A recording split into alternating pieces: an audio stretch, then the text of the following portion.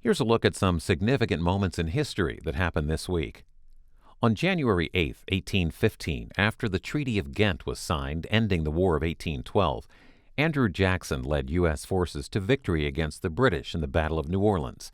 This was the last major battle of the war. President Abraham Lincoln issued Proclamation 95, better known as the Emancipation Proclamation, on January 1, 1863.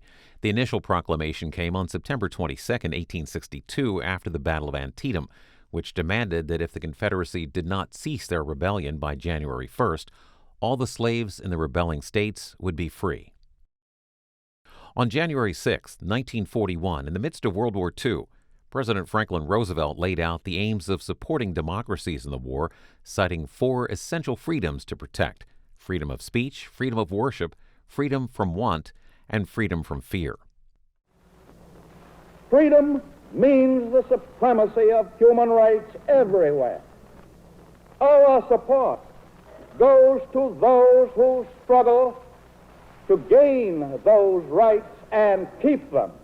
Our strength is our unity of purpose to that high concept. There can be no end save victory.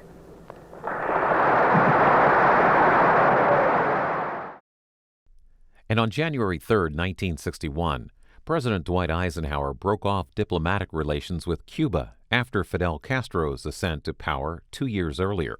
It wasn't until 2014 that diplomatic relations were reconstituted under President Obama.